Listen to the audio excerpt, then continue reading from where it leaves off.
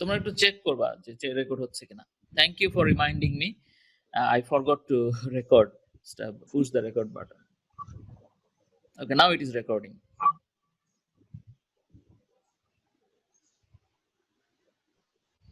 So can you see the slide now? Yes. Now? No, sir.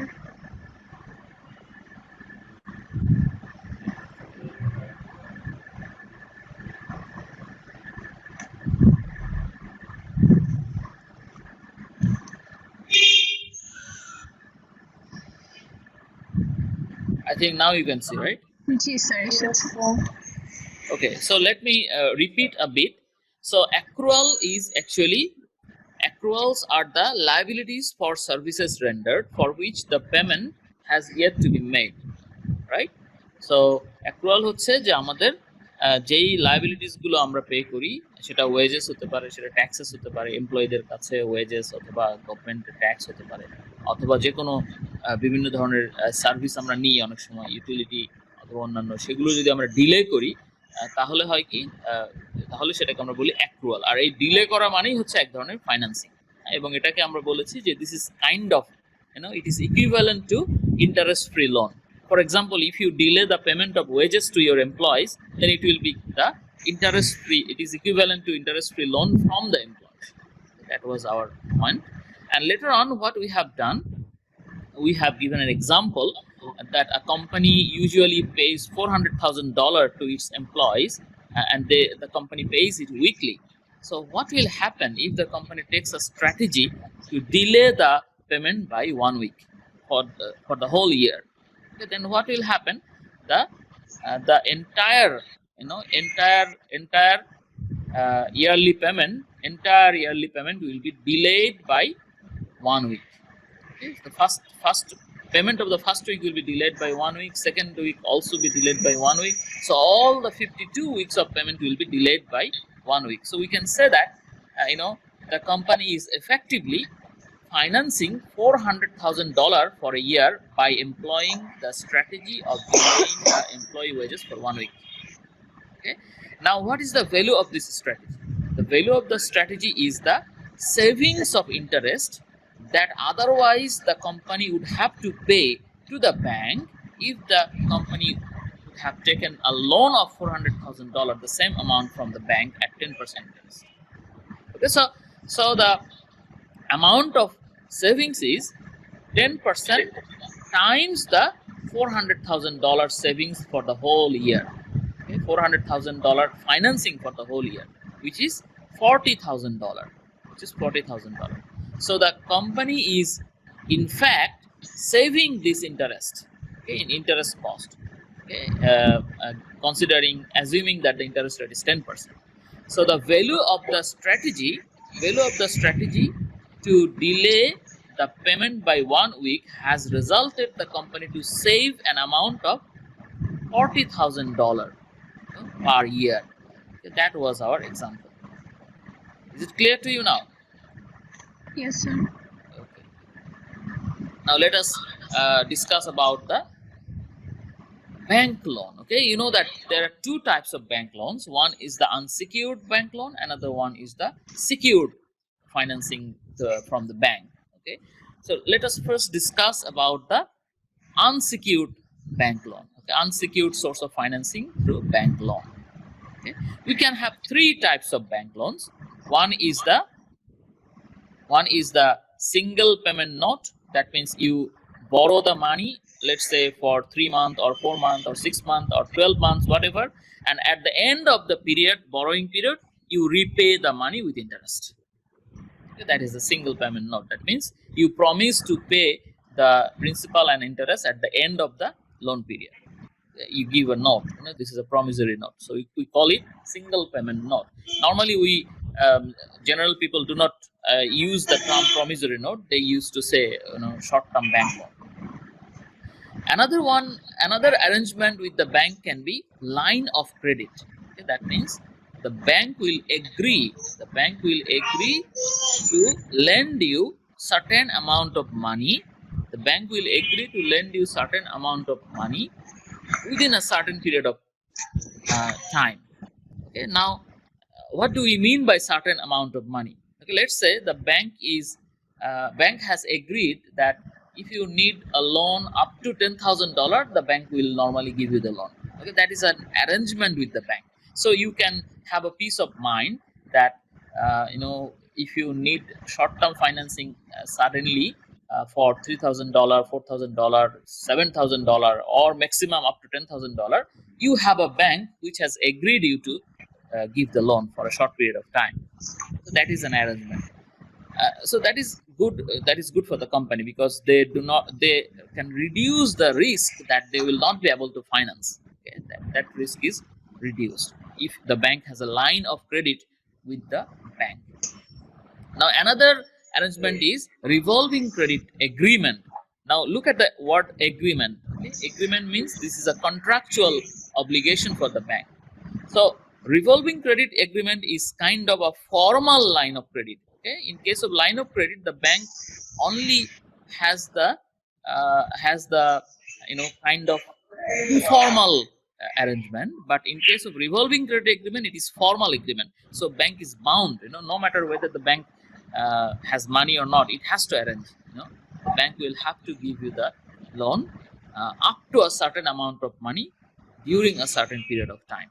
So line of credit and revolving credit agreement, these two are more or less similar, but revolving credit agreement is more formal, and this is contractual obligations between the borrower and the bank. And revolving credit agreement will normally be more costlier than line of credit. Why? Because it has a guarantee. Okay, it has a guarantee that the bank will definitely give you the loan up to certain amount. Okay, so these are the types of short-term loans from the bank, unsecured short-term loan from the bank. Now the thing is, how do we estimate the cost of a bank loan? Estimating the cost of the bank loan is very important because whenever you want to make a decision whether you will take the loan from the bank or whether you will manage the financing by delaying the wages of the employee, or whether you take the costly trade credit, you have to compare the cost of different sources of short-term financing. So it is very important that you should be able to estimate the cost of different types of bank loan. The cost of single payment note, the cost of line of credit, the cost of revolving credit agreement. You have to be able to calculate the cost of these types of loans. Have you understood so far? Yes, sir. Yes, sir. Anybody who is facing difficulty in understanding today?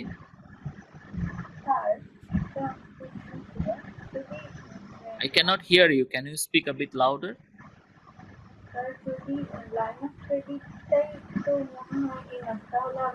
তুমি একটু মাইক্রোফোনের কাছে আরেকটু কাছে গিয়ে কথা বলো, অথবা মাইক্রোফোনটাকে কাছে নিয়ে নাও।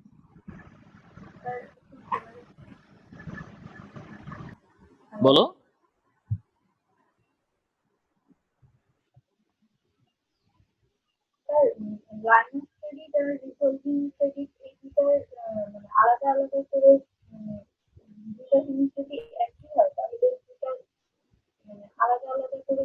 হিমেলি হাফিজ, তোমার কোনো কথাই আমি বুঝতে পারছি না। তুমি একটু মাইক্রোফোনটা আরেকটু কাছে নিয়ে কথা বলো, অথবা আরেকটু জোরে কথা বলো।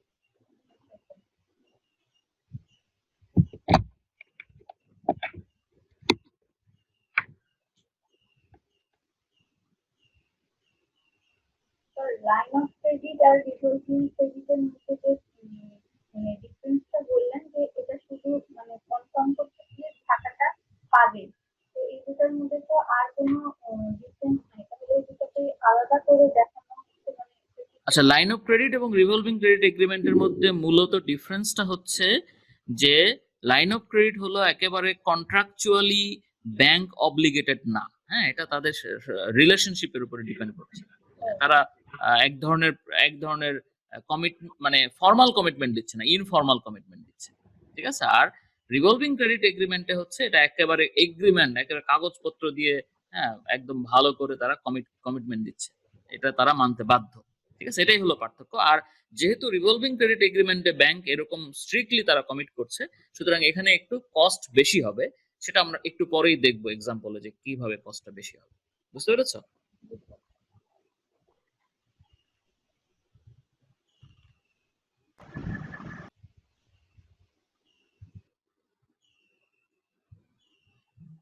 মারুফ হাসান, বুঝতে পেরেছো? জি স্যার, বুঝতে পেরেছি। Good, very good.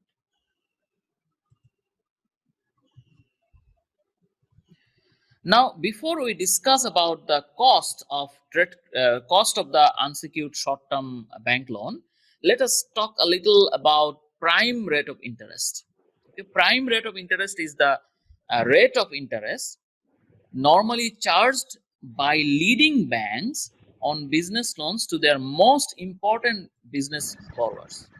The most important business borrowers. আমরা জানি যে ব্যাংকগুলো তাদের বিভিন্ন বড়োয়ারকে, বিভিন্ন বিজনেস অর্গানাইজেশনকে লোন দেয়। তো তোমরা কি মনে করো যে সবাইকে একই রেটে লোন দেয়?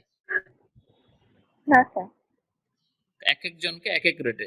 যারা দেখা যায় যে বেশি রিস্কি, যারা একটু রিস্কি, যাদের বিজনেস নতুন, তাদের ক্ষেত্রে কিন্তু ইন্টারেস্ট রেটটা একটু বেশি। আর যাদের বিজনেস একটু রিপিউটেড বেশি, যারা অনেক পুরাতন বিজনেস করছে, অনেক ট্রাস্টেড দিয়ে, হ্যাঁ, তাদেরকে কিন্তু রেটটা কম চার্জ করে। ঠিক আছে, তো এই জন্য আমরা বলছি যে আমাদের ব্যাংকগুলো যখন তাদের সবচাইতে ইম্পর্টেন্ট এবং সবচাইতে ট্রাস্টওয়ার্দি, সবচাইতে রিপিউটেড বিজনেস বড়োয়ারদেরকে যেই রেটে লোন দেয়, সেই রেটটাকে আমরা বলি প্রাইম রেট অফ ইন্টারেস্ট। ঠিক আছে, সেই রেটটাকে আমরা বলি প্রাইম রেট অফ ইন্টারেস্ট বা সিম্পলি প্রাইম রেট এটাকে বলি। ঠিক আছে, তাহলে কেন আমরা প্রাইম রেট নিয়ে ডিসকাস করছি? Because sometimes the rate can also be flexible, prime rate plus certain percentage। তো তখন আমাদের তো প্রাইম রেটটা জানতে হবে। ঠিক আছে, তো প্রাইম রেট কিন্তু ফিক্স থাকে না, এটা ওভার টাইম চেঞ্জ হয়, ফ্লাকচুয়েটস। হ্যাঁ, ফ্লাকচুয়েট করে কেন? বিকজ ফান্ডের ডিমান্ড এবং সাপ্লাইয়ের জন্য। হ্যাঁ, কখনো কখনো লোনের ডিমান্ড কম থাকে, কখনো কখনো লোনের ডিমান্ড বেশি থাকে, আবার কখনো সাপ্লাই বেশি থাকে ফান্ড। তোমরা জানো সাপ্লাই এবং ডিমান্ডের উপরে ডিপেন্ড করে ইন্টারেস্ট রেট। তো একইভাবে প্রাইম রেটও ডিপেন্ড করবে সাপ্লাই এবং ডিমান্ডের উপরে। ঠিক আছে, supply and demand of what? Short term loan or short term ফান্ডের জন্য যে সাপ্লাই এবং শর্ট টার্ম ফান্ডের জন্য যে ডিমান্ড, সেটার উপরে ডিপেন্ড করবে যে ব্যাংকগুলো তাদের সবচাইতে ভালো কাস্টমারকে কি রেটে লোন দিবে। ঠিক আছে, তো আমরা এখন দেখছি যে তাহলে আমরা দুই ধরনের রেটের কথা বলেছি। একটা বলেছি যে ফিক্সড রেট লোন, আর একটা বলেছি ফ্লোটিং রেট লোন। ফিক্সড মানে হলো যেখানে সরাসরি বলে দেওয়া হয় যে হ্যাঁ, তুমি যদি শর্ট টার্ম লোন নাও তাহলে তোমার রেট হবে ধরো 12% অথবা 8%, এবং এটাই সবসময়, এটাই ফাইনালি ক্যালকুলেট হবে। ঠিক আছে, আর ফ্লোটিং রেট লোন হচ্ছে যেখানে তোমার রেটটাকে একটা রেফারেন্স ভ্যালুর সাথে ট্যাগ করা হয়। অর্থাৎ রেফারেন্সটা হলো, মনে করো REF, হ্যাঁ, REF রেফারেন্স রেট, হ্যাঁ, যে রেটটা পরে চেঞ্জ হতে পারে, প্লাস 3% এরকম যদি হয়। যেমন এই রেফারেন্স রেটটা হতে পারে প্রাইম রেট। ঠিক আছে, অর্থাৎ তুমি যেহেতু প্রাইম ব্যাংক, তুমি যদি আমাদের প্রাইম কাস্টমার না, সুতরাং তোমাকে প্রাইম রেটের থেকে 3% বেশি দিতে হবে। এখন দেখা গেল যে তুমি লোন নিচ্ছ হলো 6 মাসের জন্য। এখন যেহেতু বলা হয়েছে, এবং ধরো তোমার ব্যাংকটা মান্থলি ইন্টারেস্ট ক্যালকুলেট করে, তাহলে হবে কি, এখনকার যেই প্রাইম রেট, ধরো এখনকার প্রাইম রেট হচ্ছে 5%, তাহলে প্রথম মাসের জন্য তোমার ইন্টারেস্ট হবে 8%। প্রথম মাস শেষ হয়ে যাওয়ার পর তারা দেখবে যে প্রাইম রেট কি চেঞ্জ হলো না কি, যদি তারা দেখে প্রাইম রেট বেড়ে 6% হয়ে গেছে, তাহলে তোমার সেকেন্ড মান্থে তোমাকে ইন্টারেস্ট দিতে হবে 6 আর 3 9%। ঠিক আছে, আবার পরের মাসে গিয়ে যদি দেখা যায় প্রাইম রেট 4% হয়ে গেছে, তখন তোমাকে দিতে হবে 7%। তো এইভাবে ফ্লোটিং রেট লোনের ইন্টারেস্টটা ফ্লোট করে। ফ্লোট মানে কি? ভাসমান। হ্যাঁ, it increases and decreases over time. বুঝতে পেরেছো তোমরা? জি স্যার। স্যার, ফ্লোটিং রেটের ক্ষেত্রে আমার প্রাইম রেটের সঙ্গে ব্যালেন্স করে টোটাল অ্যামাউন্টটা চেঞ্জ করতেছে, কিন্তু ফিক্সড রেটের ক্ষেত্রে তো চেঞ্জ করতেছে না, তাই না? কি করছে না? ফিক্সড রেটের সাথে তো ফিক্স বলেই দিচ্ছে যে এত পার্সেন্ট। ধরো বলে দিচ্ছে যে তোমার 8%, তাহলে no matter prime rate change হোক বা না হোক, ইনফ্লেশন বাড়ুক কমুক, অন্য যা কিছুই ঘটুক না, ফিক্সডই থাকবে। হ্যাঁ, এটা ফিক্স থাকবে। এই জন্য এটার নাম হলো ফিক্সড রেট লোন। ঠিক আছে, এখন আমরা চলে যাব হচ্ছে যে এটা হলো আমাদের আমাদের এইখানে এখানেই আমাদের মূল ডিসকাশনটা। হ্যাঁ, ব্যাংক লোনের ক্ষেত্রে কিভাবে কস্ট ক্যালকুলেট করব, একদম সিম্পল। জাস্ট এই জিনিসটা জাস্ট তোমরা মনে রাখো, সেটা হলো যে cost of a loan is equal to the interest plus any other cost of the loan।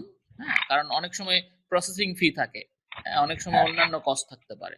তো যে কোনো ধরনের cost, interest plus any other cost, এটা এখানে স্লাইডে লেখা নাই, বাট তোমরা এটা মনে রাখো, এটা হচ্ছে interest plus any other cost divided by loan amount. এখানে আমি বরোড লিখবো না, আমরা বলবো অ্যামাউন্ট ইউটিলাইজড।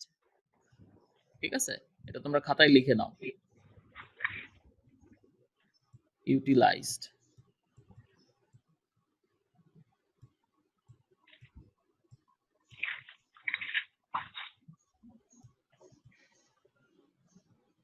ঠিক আছে, তাহলে আমাদের নিউমারেটর মানে ফ্র্যাকশনের উপরে কি হবে, interest plus any cost related to the loan divided by amount utilised. ঠিক আছে, এটাই হচ্ছে আমাদের ব্যাংক লোনের কস্ট ক্যালকুলেট করার মূল ফর্মুলা। ঠিক আছে, দেখি বলো তো, দেখি ফর্মুলাটা কি? Interest plus cost divided by amount utilise. আচ্ছা, এইটা যদি তোমরা মনে রাখো তাহলে কিন্তু যে কোনো ধরনের লোনের, দেখো এখানে অনেকগুলো স্লাইড আছে, কি বলে revolving credit, line of credit, এটা সেটা, বিভিন্ন ধরনের লোন আছে, ডিসকাউন্ট লোন, এই লোন সেই লোন, আলাদা আলাদা করে সব ফর্মুলা দেওয়া আছে। এই ফর্মুলাগুলো কিচ্ছু মনে রাখা লাগবে না, শুধু তুমি যদি এটা মনে রাখো যে interest plus cost divide by amount utilise. এখন তুমি যখনই যে ধরনের লোন আসবে সেখানে তুমি চিন্তা করবা যে এটার কস্ট কত আর আমি কত টাকা লোন আসলে ইউটিলাইজ করতে পারলাম।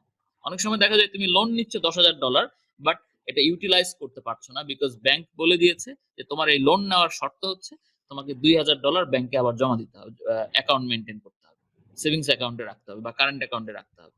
তখন তুমি আলটিমেটলি $10,000 লোন নিচ্ছ অফিসিয়ালি, কিন্তু ইউজ করতে পারছো $8,000। তখন নিচে কিন্তু $10,000 দিলে হবে না, এই ফর্মুলায় নিচে তখন দিতে হবে $8,000। ঠিক আছে, আবার ধরো তুমি ইন্টারেস্ট নিচ্ছ, ইন্টারেস্ট দিচ্ছ, কিন্তু ইন্টারেস্টের সাথে তোমার প্রসেসিং ফি আছে, আবার ভ্যাট আছে। হ্যাঁ, এগুলো হলো বিভিন্ন ধরনের কস্ট।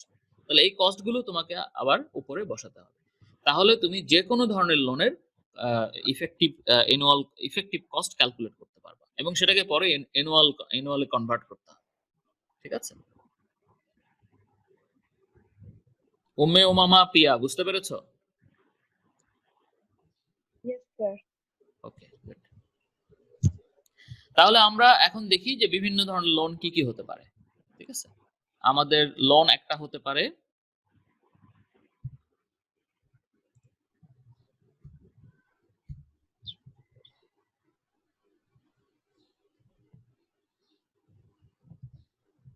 হ্যাঁ, আমরা এখন দেখো আমাদের বিভিন্ন ধরনের লোন হতে পারে। আমরা প্রথমে একটা সিম্পল লোনের কথা চিন্তা করি, সেটা হলো সেখানে একটা, তোমরা কি ব্লু লাইন দেখতে পাচ্ছ এখানে? জি স্যার। কোথা থেকে আসলো বলো তো?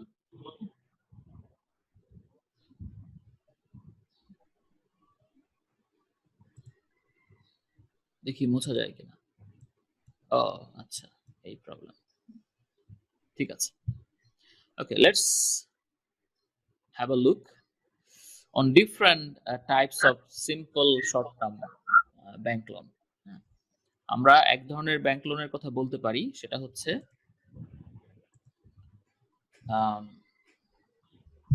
আমরা নর্মাল লোনের কথা আর বললাম না। নর্মাল লোন ক্ষেত্রে তোমার কি হবে, তুমি যদি 1,000 টাকা লোন নাও, তার রেট যদি হয় 10% এবং তুমি 3 মাস পরে, আচ্ছা সেটা আগে দেখাই, ঠিক আছে, অসুবিধা নেই। তাহলে হচ্ছে আমাদের লোনের ক্ষেত্রে লোন অ্যামাউন্ট হচ্ছে, রাইটিং দেখতে পাচ্ছ তো, তাই না? ধরো লোন অ্যামাউন্ট হচ্ছে $1,000, ঠিক আছে, এবং আমাদের রেট অফ ইন্টারেস্ট হচ্ছে ইন্টারেস্ট হচ্ছে 10%, ঠিক আছে, এন্ড লোন পিরিয়ড হচ্ছে 3 মান্থস। ঠিক আছে, তাহলে এখন তোমাকে যেটা করতে হবে সেটা হচ্ছে cost of the loan calculate করতে হবে।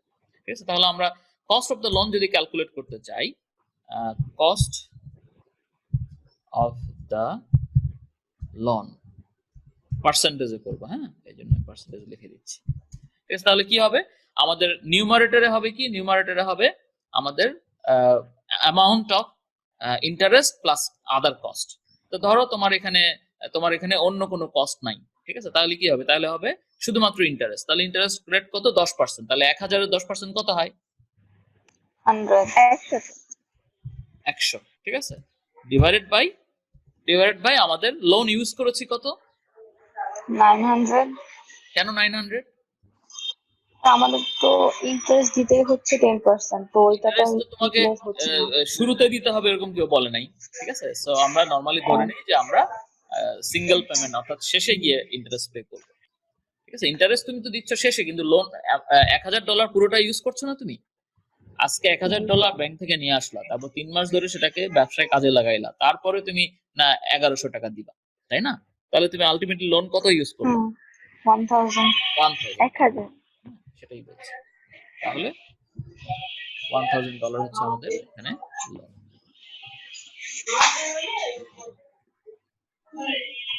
ওকে, তাহলে আমাদের এখানে কত হবে, ইকুয়ালস আমাদের সেই 10%ই হবে আমাদের কস্ট। কিন্তু এখানে মনে রাখবা আমরা কিন্তু এখানে একটা বিরাট ভুল করেছি।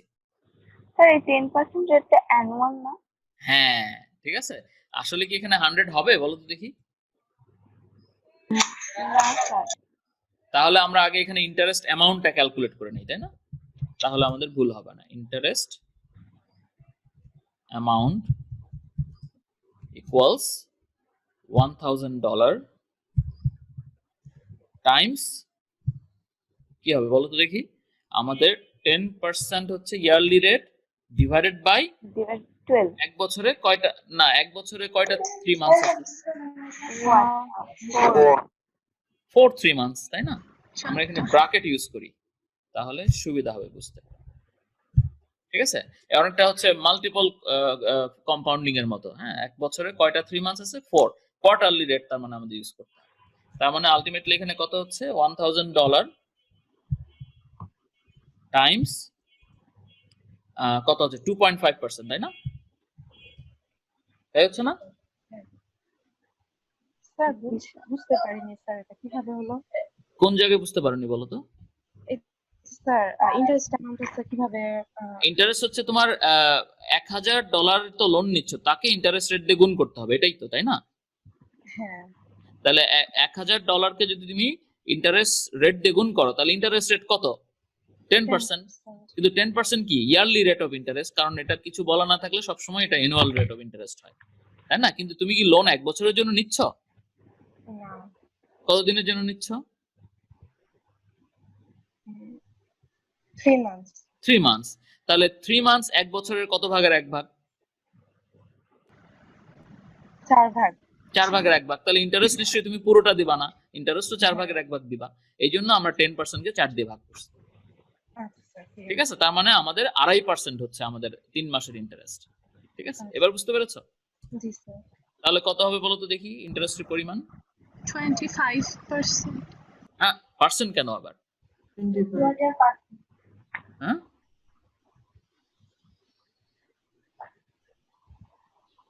আছো তোমরা না ঘুমাচ্ছ? স্যার আছি। বলতে পারছো না 1000 কে 2.5% দিয়ে গুণ করলে কত হয়? 25 স্যার। 25। 2500 স্যার। সবাই অপেক্ষা করছে যে আরেকজন বলে দিবে, মাইক্রোফোনটা অন করতে আলসেমি লাগছে না? আচ্ছা, তাহলে আমাদের এখানে যেই ভুলটা হয়েছে সেটা আমরা কারেকশন করে দিই। সেটা হচ্ছে cost of the loan is 25 divided by, এটা হলো আমাদের ইন্টারেস্ট কস্ট, ডিভাইডেড বাই আমরা লোন কত ইউটিলাইজ করেছি। তাহলে আলটিমেটলি এখানে কত আসলো, এখানে আসলো 2.5% আমাদের কস্ট অফ দ্য লোন। কিন্তু আমরা কি কস্ট অফ দ্য লোন বলার সময় এটা বলেছি যে এটা quarterly cost of the loan? তাহলে এটা আমাদের আরেকটা ভুল, তাই না? এখানে আমাকে লিখতে হবে কোয়ার্টারলি অথবা 3 মান্থ, হ্যাঁ, ফর 3 মান্থ এভাবে লিখতে হবে। তাই আমি কোয়ার্টারলি লিখি, কোয়ার্টারলি কস্ট অফ লোন, অথবা তুমি এভাবে লিখতে পারো cost of the loan for 3 months. ঠিক আছে, বুঝতে পেরেছো এবার? এখন তো আর কোনো ভুল নাই। সো আমরা দেখো ভুল করে করে সেটা কারেকশন করে করে শিখছি, তাই না? That is an effective way of learning. Annual cost of the loan in percentage. তাহলে কত হবে বলো তো দেখি? 10%. কিভাবে পাওয়া যাবে এটা? কারণ হলো যে কোয়ার্টারলি কস্ট বা 3 মান্থের যেটা কস্ট, সেই 3 মান্থ বছরে কয়বার আছে সেটা দিয়ে আমাদের গুণ করতে হবে। তার মানে 2.5% টাইমস আমাদের দেখবো যে এক বছরে 12 মাস ডিভাইডেড বাই 3 মাস কতবার আছে, বা এখানে সরাসরি 4 দিয়ে গুণ করতে পারো, এটা আমরা বুঝতেই পারছি, অথবা ডেও করতে পারো, 360 ডেজ ডিভাইডেড বাই 3 মাসে হচ্ছে 90 দিন। হ্যাঁ, তার একই কথাই আসবে। তাহলে আমাদের আসবে হচ্ছে 10%। Is it clear? G sir. Yes, sir. This is how we can actually estimate the annual cost of the loan. তাহলে তোমরা ভাবতে পারো, স্যার আমরা তো এই যে শুরু থেকে শেষ পর্যন্ত এসে সেই 10%ই পৌঁছালাম, তাহলে এটা করার দরকার কি? ভাবছো এরকম কেউ? না। নাকি আমি শুধু সিলি চিন্তা ভাবনা করছি? প্রথমে মনে হয়েছিল যখন ডাইরেক্ট 10% আসছিল, এখন আর মনে হচ্ছে না। আসলে এটা ভাবা দরকার আছে তোমাদের, কারণ এই যে এত কিছু করলাম তার পিছনে কারণ হচ্ছে যে তোমাদের ক্যালকুলেশনের স্টেপ গুলো তোমাদেরকে দেখালাম, ঠিক আছে? তো এটা তো আমাদের সিম্পল একটা লোন, আমরা বছরের আমরা লোন পিরিয়ডের শেষে গিয়ে ইন্টারেস্ট পে করছি। তারপরে আমরা কি করছি, আমরা তোমার ইন্টারেস্ট আমরা মানে একেবারে এখানে ফিক্সড রেট লোন, ফ্লোটিং নাই, হ্যাঁ, অন্যান্য কোনো কস্ট নাই, সেজন্য এত সিম্পল। এখন তোমরা এখানে এই ফ্রেমওয়ার্কের মধ্যেই তোমরা অন্যান্য অ্যাডজাস্টমেন্টগুলো করবা, এটাই হলো আসল ব্যাপার, ঠিক আছে? তাহলে এটা কি কপি করা যায়?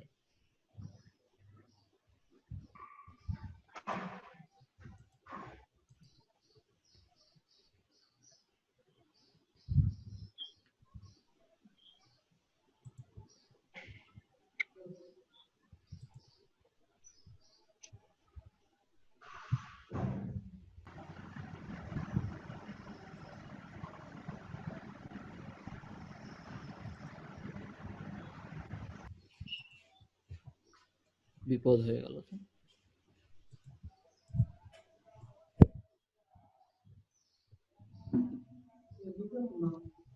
কারেন্টের লাইন দিতে হইছে, কারেন্টের লাইন দিবলা কই দিয়া করে।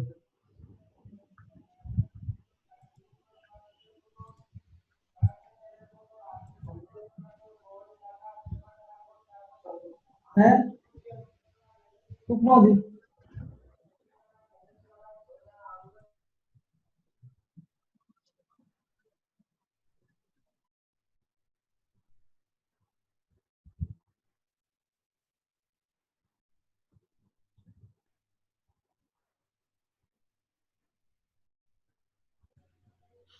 Well, now let us look at this calculation when the things change. Okay, for example, if the rate of interest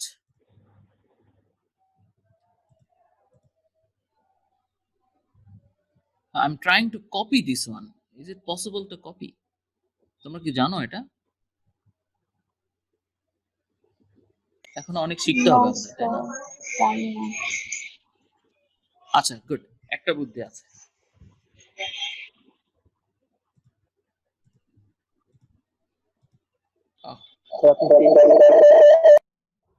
হ্যাঁ, এই তো পাওয়া গেছে। এইবার কপি করলাম, হ্যাঁ, এইবার হবে কাজ। Text,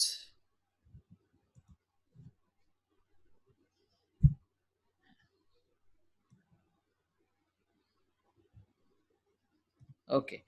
Now let us look at the second example. Let me give a different color.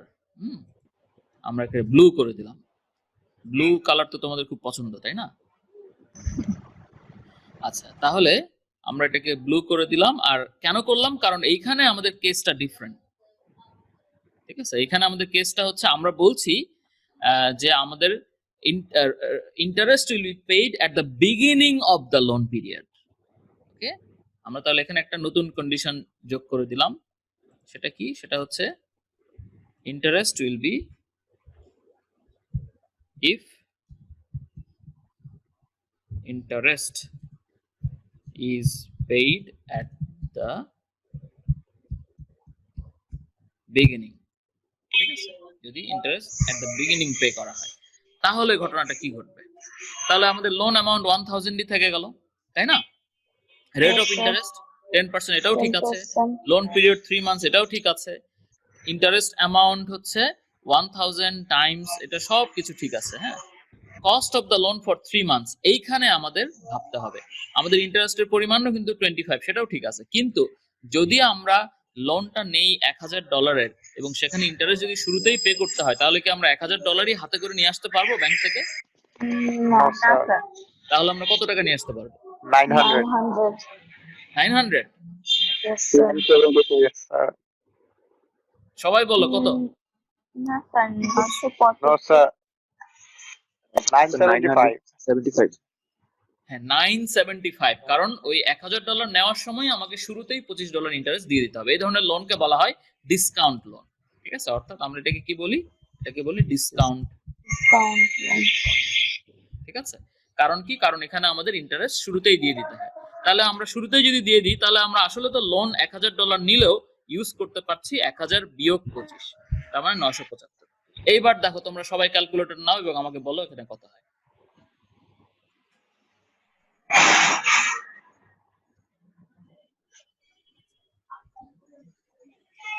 Very quick, very quick. 25.64. এত? Yes, sir. আরো কি? 0.027. 25 point. কত? এটা তো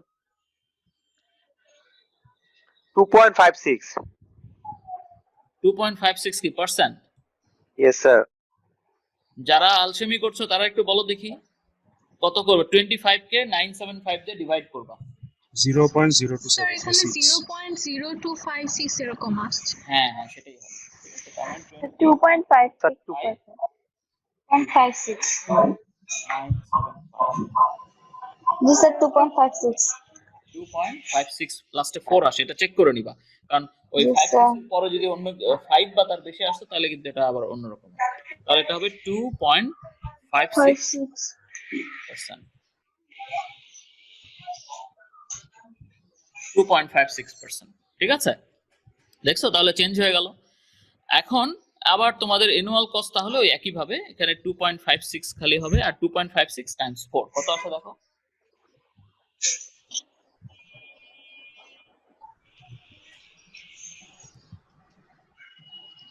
10.24.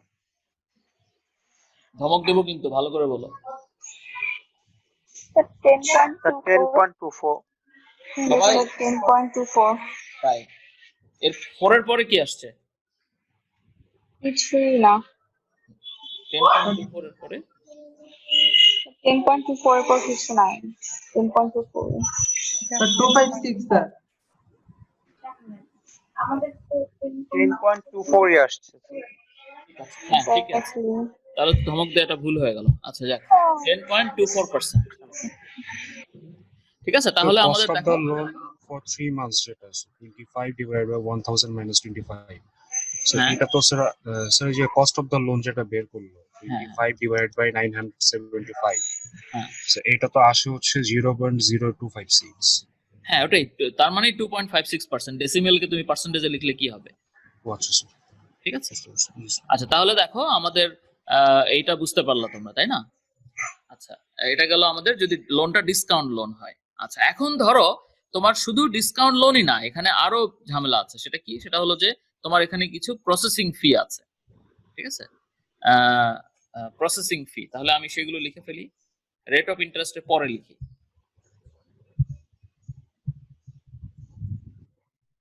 প্রসেসিং ফি হচ্ছে ধরো 1%,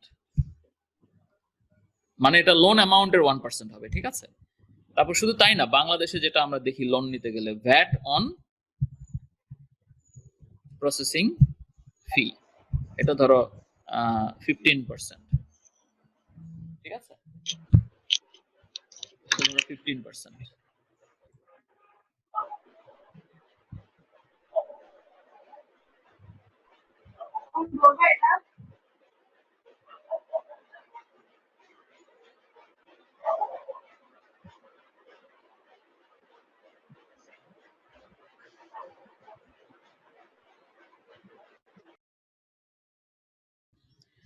হ্যাঁ, আমি একটু গ্যাপ নিলাম, তোমরা আছো তো সবাই? জি স্যার। আচ্ছা, যেটা বলছিলাম যে ধরো আমাদের প্রসেসিং ফি হচ্ছে 1% অফ দ্য লোন, এটা বলা লাগে না, হ্যাঁ বোঝাই যায় যে লোন অ্যামাউন্টের অফিসিয়াল লোন অ্যামাউন্ট যেটা সেটার কত পার্সেন্ট। আর ভ্যাট অন প্রসেসিং ফি মানে হলো প্রসেসিং ফি এর উপরে আবার 15% ভ্যাট। তাহলে আমাদের এখানে কি হবে? আমাদের এখানে ইন্টারেস্টের পরিমাণটা তো হয়েছে, এখন আমাদের লিখতে হবে এখানে আমরা আরেকটা লাইন করে ফেলাই ভালো, কারণ এখানে অনেকগুলো ক্যালকুলেশন আছে, ঠিক আছে? আদার কস্টস, আদার কস্ট কত হবে? তাহলে আমাদের প্রসেসিং ফি হবে 1% টাইমস 1% টাইমস কত বলো তো? 1000 $1000, ঠিক আছে? divided by 4. না না না না, প্রসেসিং ফিতে কোনো ডিভাইডেড বাই হয় না, এটা তোমার অ্যামাউন্টের উপরে ওয়ান টাইম পেমেন্ট, ঠিক আছে? বুঝতে পেরেছো? জি স্যার। আচ্ছা, এটা হলো তার মানে এখানে কত আসবে? এখানে নিশ্চয়ই কত টাকা আসবে? 10 টাকা, তাই না? 10 টাকা। এই 10 টাকার উপরে আবার 15% ভ্যাট। তার মানে আমি এখানে প্লাস দিয়ে দেই, প্লাস আমি 10 টাকা এখানে আর লিখলাম না, কারণ আমি তো স্টেপ গুলো তো আমাদের দেখাতে হয়, তাই না? আমি এখানে আবার ক্যালকুলেট করলাম যে প্রসেসিং ফি কত, 1000, তাহলে এটা 10 টাকাই হলো, এটার উপরে আবার 15% হচ্ছে ভ্যাট, তার মানে 1.5. ঠিক আছে? তাহলে আলটিমেটলি কত আসলো? আলটিমেটলি আসলো 10 টাকা 11.5. শিওর তো? 1.5 Yes, sir. তাহলে Sir, আলটিমেটলি 11.5. ডলার। দেখো তোমরা খেয়াল করো যে তোমরা যখন এক্সামে লেখো বা কোথাও ফর্মালি কোনো ডকুমেন্ট প্রিপেয়ার করো, এই যে এই ডলার সাইন গুলো দাও না, তারপরে বিভিন্ন রকম ব্র্যাকেট দাও না, এটা করো না সেটা করো না, এগুলো কিন্তু কখনো অ্যাকসেপ্টেবল না, ঠিক আছে? সবসময় এই ডিসিপ্লিন গুলো মেনটেন করতে হবে, আদারওয়াইজ তোমারও ভুল হতে পারে, আর যে তোমার রিপোর্ট দেখছে অথবা যে তোমার স্ক্রিপ্ট দেখছে অথবা যে বস তোমার হিসাব নিকাশ দেখছে, সে কিন্তু মানে বুঝবে যে তুমি একজন ইনডিসিপ্লিন পারসন, ঠিক আছে? এই জন্য এগুলো সবসময় খেয়াল রাখবা, বুঝতে পেরেছ? Yes, sir. Yes, sir. অনেকে আছে আমি দেখেছি মিড টার্ম স্ক্রিপ্ট দেখার সময় খালি এই ধরো এইটুকু লিখে রাখছে, হ্যাঁ 1000 গুণন 3%, কিন্তু 1000 কি 3% কি এগুলো কিছুই লেখে নাই। এগুলোতে নাম্বার কাটা যাওয়ার সম্ভাবনা আছে। নাম্বারের ভয় কেন? তুমি তোমার সব কাজ হবে গোছানো, নাম্বারের ভয় করতে হবে কেন? বুঝতে পেরেছ? তাহলে cost of the loan for 3 months কত হবে? এখানে 25 হলেই তো হচ্ছে না, এখানে আবার আমাদের কিছু অ্যাডজাস্টমেন্ট লাগবে। এটা 25 প্লাস কত? 11.5. 11.5 ডলার, ঠিক আছে? ডিভাইডেড বাই, আবার যেহেতু এটা ডিসকাউন্ট লোন, ওটা তো ঠিকই আছে, ডিসকাউন্ট লোনও আছে, তাহলে এখন আলটিমেটলি কত হলো কস্ট বলো দেখি এবার, সবাই ক্যালকুলেটরে হিসাব করো। 3.7. শুধু 7? 3.74. হ্যাঁ, আর বাকিরা বলো, আরো বলো, সবাই বলো।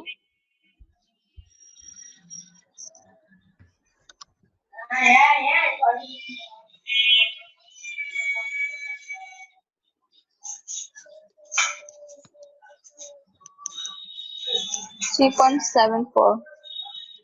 জি স্যার 3.74। হ্যাঁ 3.74%। তাহলে 3.74% এটা আমাদের কস্ট। তাহলে কস্টে দেখো এগুলো সব খেয়াল রাখতে হবে, নিউমারেটরে কি হবে, ডেনোমিনেটরে কি হবে, ঠিক আছে? এইভাবে খেয়াল রাখতে হবে।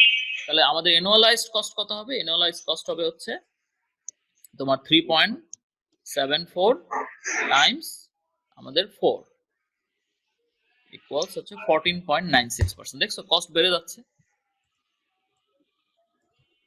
14.96%। এভাবে করে আমাদের কস্ট ক্যালকুলেট করতে হবে। আচ্ছা, এখন আমরা আরেকটু এক্সাম্পলে যাই, সেটা হলো যে যদি এটা লাইন অফ ক্রেডিট হয়, ঠিক আছে?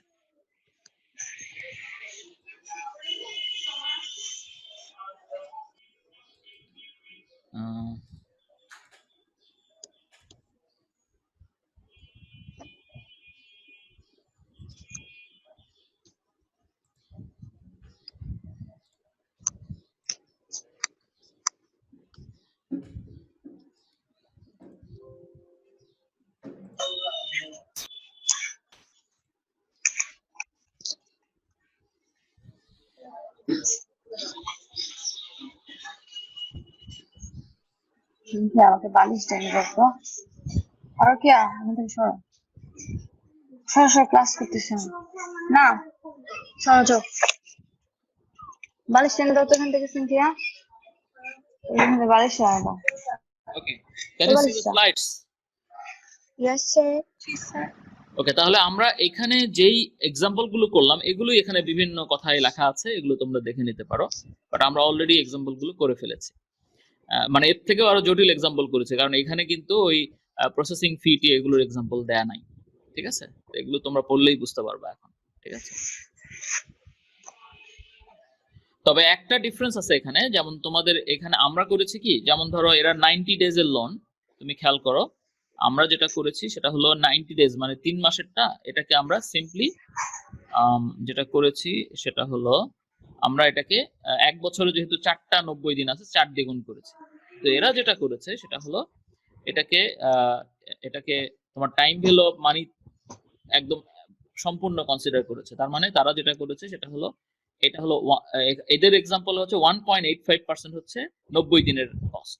ঠিক আছে, তাহলে 90 দিনের কস্টকে তারা কি করেছে 1 প্লাস 90 দিনের cost to the power number of 90 days in a year. So 365 কে 90 দিয়ে ভাগ করলে পুরোপুরি 4 আসে না, 4.06 আসে। তো এটা টু দা পাওয়ার n -1 এভাবে ইফেক্টিভ রেট করেছে। তো তোমাদের এখন এইটুকু দরকার নাই। ঠিক আছে, আমি তোমাদের যেভাবে দেখালাম ওটুকু করতে পারলেই হবে। এটা জাস্ট তোমাদের দেখিয়ে রাখলাম, but it is not necessary for the exam. এক্সামে তোমরা যেটা করবা যদি আসে বা যেটাই হোক, তখন তোমরা আমরা যে সিম্পল ওয়েতে করলাম অর্থাৎ 4 দিয়ে গুণ করলাম সেটাই করবা। 6 মাস হলে 2 দিয়ে গুণ করবা, 1 মাস হলে 12 দিয়ে গুণ করবা, হ্যাঁ এভাবে করে করবা। আচ্ছা, আর এখানে বলেছে মানে এই তোমরা বুঝতে পেরেছো আমি কোন অ্যাডজাস্টমেন্টের কথাটা বলেছি? জি স্যার। মানে এই জিনিসটা আমাদের মেথডে করলে, আমরা যেটা সিম্পল মেথডে করলাম সেটা করলে আমরা কি করতাম, আমরা করতাম 1 কালার চেঞ্জ করতে হবে 1.85%। ঠিক আছে, এটাকে আমরা জাস্ট কি করতাম গুণন 4 দিয়ে গুণ করতাম, অথবা আমরা এইভাবে করতাম বড় জোর 365 ডিভাইডেড বাই 90, তাহলেই তো 4.06 আসে। ঠিক আছে, মান্থ হিসাব করলে 12 ডিভাইড বাই 3 তাহলে 4 আসে। এভাবে করে আমরা পেয়ে যেতাম, এটা ওই 7.73 এর কাছাকাছি একটা কিছু আসবে অ্যাপ্রক্সিমেটলি। ঠিক আছে, এই অ্যাডজাস্টমেন্টটুকু তোমরা আমরা যেভাবে সিম্পল ওয়েতে করেছি সেভাবে করো। যদি কোভিড-19 এর মহামারী না থাকতো তাহলে আমি তোমাদের এভাবে করাতাম।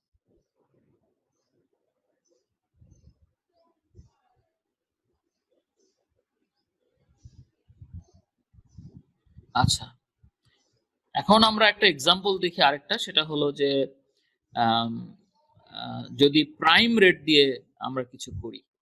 ঠিক আছে, প্রাইম রেট দিয়ে যদি করি তাহলে তোমার দেখো এই এক্সাম্পলটা দেখো, ব্যাংক বি এর ক্ষেত্রে বলা হচ্ছে যে ইন্টারেস্ট হচ্ছে 1% অ্যাবাভ দ্য প্রাইম রেট। তার মানে এটা ফ্লোটিং রেট। ফ্লোটিং রেট হলে কি হবে, আমরা তো এতক্ষণ এক্সাম্পল দিয়েছি ফিক্সড রেট।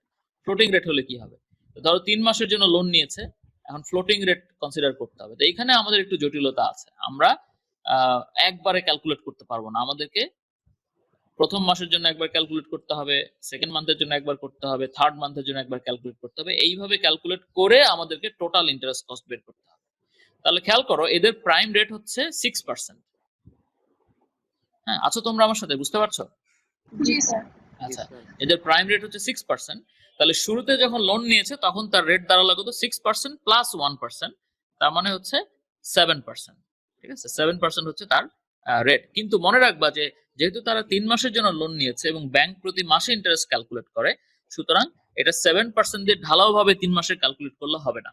হ্যাঁ, প্রথমে কি করতে হবে, প্রথমে তোমাকে ক্যালকুলেট করতে হবে ফার্স্ট মান্থের জন্য। তাহলে ফার্স্ট মান্থের রেট কত হবে, আমরা করেছি হলো যেহেতু এটা ইয়ারলি রেট 7%, তাহলে 12 দিয়ে গুণ করবো, মানে 1/12 দিয়ে গুণ করবো, মানে 12 দিয়ে ভাগ করবো। আর সেটাই ওরা দিন দিয়ে করেছে, 30 ডিভাইড বাই 365, একই কথা। ঠিক আছে, শুধু এখানে 5 দিনের ডিফারেন্স। হ্যাঁ, বুঝতে পারছো এটা? মানে 7% তো অ্যানুয়াল রেট, তাহলে এটাকে মান্থলি রেটে কনভার্ট করতে হবে না, কারণ আমরা প্রতি মাসের জন্য হিসাব করছি। ঠিক আছে, তাহলে আমরা নরমালি কি করতাম, আমরা এভাবে করতাম, মানে আগে যে এক্সাম্পলটা দেখালাম তাতে যেটা হচ্ছে সেটা হলো আমরা যেটা করতাম, আমরা করতাম কি 7% ডিভাইড বাই 12। ঠিক আছে, এই কাজটাই ওরা এইভাবে করেছে। এটা হলো 7% টাইমস 30 ডিভাইডেড বাই 365, তার মানে কিন্তু 7% ডিভাইডেড বাই 12 হয়ে গেল। হ্যাঁ, 365 কে 30 দিয়ে ভাগ করে দেখো 12 পয়েন্ট সামথিং হয়। বুঝতে পেরেছো? Yes, sir. তাহলে আলটিমেটলি দেখা গেল যে তার ফার্স্ট মান্থের জন্য অ্যাপ্লিকেবল রেট হচ্ছে 0.575%। ঠিক আছে, এটা কিন্তু পার্সেন্ট আছে, খেয়াল রাখবা। 0.575%, তার মানে ডেসিমেল হলো 0.00575। আচ্ছা, তারপর সেকেন্ড মান্থে গিয়ে কি হচ্ছে বলা হচ্ছে যে সেকেন্ড মান্থে তার প্রাইম রেট 6% থেকে বেড়ে 6.5% হয়ে যাবে। তাহলে আলটিমেটলি রেট কত হবে? 7.5%। তাহলে 7.5% গুণন একইভাবে অ্যাডজাস্ট করে নিব, মান্থলি রেট করে নিব। মান্থলি রেট তখন হবে 6.616%। আর থার্ড মান্থে সেটা হয়ে যাবে একইভাবে, যেহেতু থার্ড মান্থে এটা হয়ে যাচ্ছে 6.25 প্রাইম রেট, তাহলে এটার সাথে এক যোগ করলে হয় হলো 7.25। তাহলে 7.25 গুণন একইভাবে 30 ডিভাইড বাই 365, তাহলে 0.596। তাহলে আমরা পেয়ে গেলাম যে ফার্স্ট মান্থে কত রেটে ইন্টারেস্ট আসবে, সেকেন্ড মান্থে কত রেটে ইন্টারেস্ট আসবে, এবং থার্ড মান্থে কত রেটে ইন্টারেস্ট আসবে। এখন আমাকে যেটা করতে হবে, প্রতি মাসের জন্য আলাদা আলাদা করে ক্যালকুলেট করতে হবে। ঠিক আছে, অর্থাৎ এদের লোন অ্যামাউন্ট হচ্ছে $1,00,000। $1,00,000 গুণন প্রথম মাসের ইন্টারেস্ট, প্লাস $1,00,000 গুণন সেকেন্ড মান্থের ইন্টারেস্ট, প্লাস $1,00,000 গুণন থার্ড মান্থের ইন্টারেস্ট রেট। তাহলে আমরা পাবো আলটিমেটলি তার টোটাল ইন্টারেস্ট রেট কত আসবে। ঠিক আছে, আলটিমেটলি তার টোটাল ইন্টারেস্ট রেট কত আসবে। ঠিক আছে, এইখানে এইটুকুতেই আমাদের ডিফারেন্স, যদি আমাদের ফ্লোটিং রেট লোন হয়। আচ্ছা, এটা দরকার নেই। এরপর আমরা চলে যাই লাইন অফ ক্রেডিট।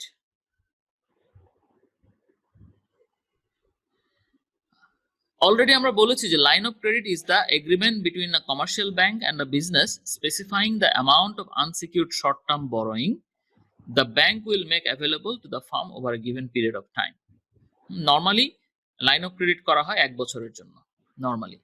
ঠিক আছে, এবং আমরা দেখব যে এখানে লাইন অফ ক্রেডিট যদি তুমি ব্যাংকের সাথে অ্যারেঞ্জমেন্ট করো, অনেক সময় তারা কিছু রেস্ট্রিকশন দিতে পারে, শর্ত দিতে পারে। দিতেই পারে, কারণ তারা তোমাকে যেহেতু লোন দেওয়ার জন্য একটা অঙ্গীকার করেছে, so they may have some certain conditions. যেমন তারা বলতে পারে যে তুমি কিছু কিছু অ্যাসেট এগুলো বিক্রি করতে পারবা না, বা এরকম কিছু কন্ডিশন দিতে পারে। ঠিক আছে, বাট নাও দিতে পারে। আচ্ছা, যাই হোক, এরপরে আরেকটা জিনিস থাকে লাইন অফ ক্রেডিটে, সেটা হচ্ছে কম্পেনসেটিং ব্যালেন্স। তোমরা কি শুনতে পাচ্ছ? জি sir. Yes, sir. Compensating balance.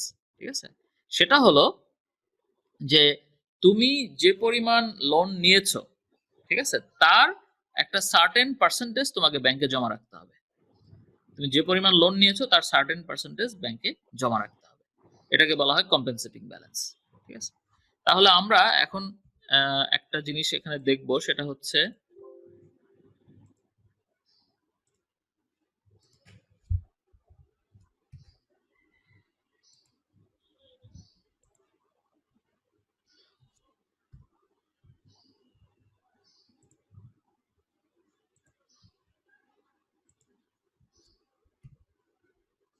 আমরা আগের এক্সাম্পলটা আবার কপি করলাম। হ্যাঁ, এবার কি কালার দিব বলো? Sir red. আবার রেড। আচ্ছা, ঠিক আছে, দিয়ে দিলাম। আচ্ছা, দেখো, তাহলে আমাদের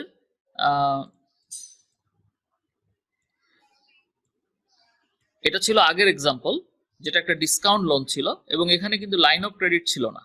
তো এখন আমরা বলছি যে এটা একটা লাইন অফ ক্রেডিট। ঠিক আছে, আমি এটা লিখে দিলাম, line of credit, line of credit for, আচ্ছা, ফরটার দরকার নাই, লাইন অফ ক্রেডিট। ঠিক আছে, লাইন অফ ক্রেডিট অ্যারেঞ্জমেন্টের আন্ডারে এই লোনটা তুমি নিচ্ছ। তো এখন এখানে নতুন আরেকটা কন্ডিশন আছে, সেটা হলো কম্পেনসেটিং ব্যালেন্স। ঠিক আছে, কম্পেনসেটিং ব্যালেন্স,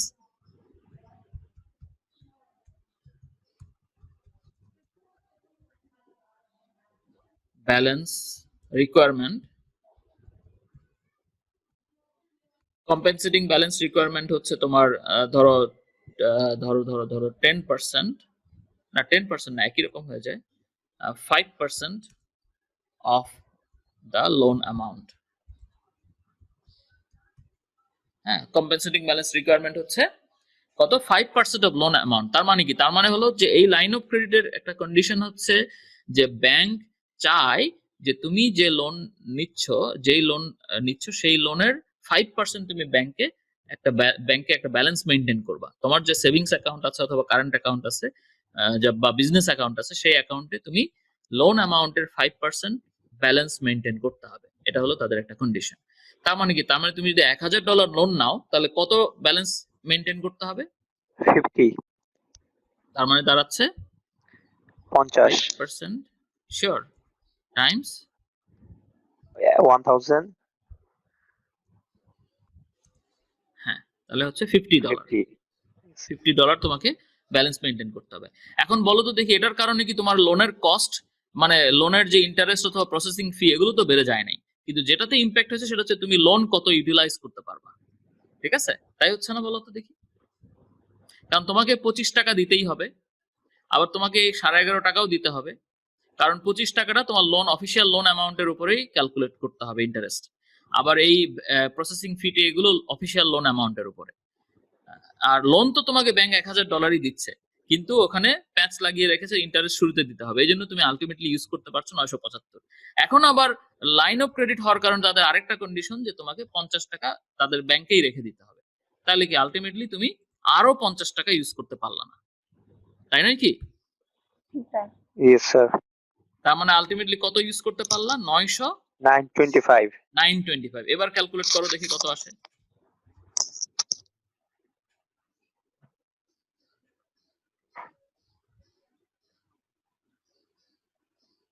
তো 3.945। হ্যাঁ, কত পয়েন্ট, কত? 3.9459।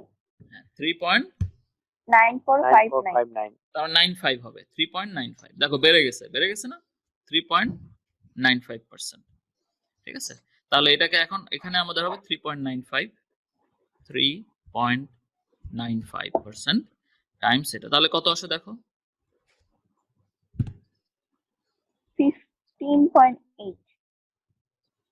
15.8। 15.8, হ্যাঁ 15.8%।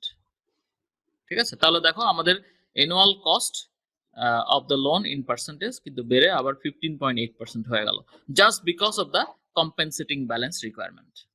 ঠিক আছে, বুঝতে পেরেছো? Any question?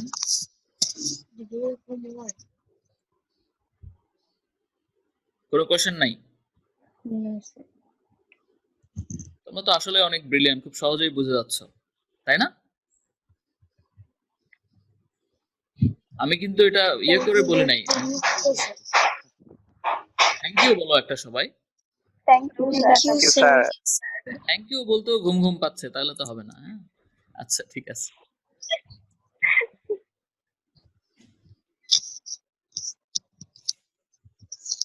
ওকে,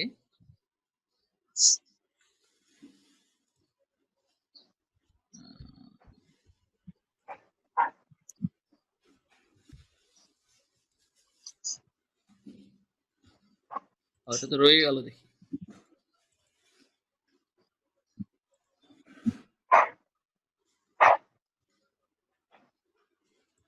হ্যাঁ, এবার ঠিক আছে।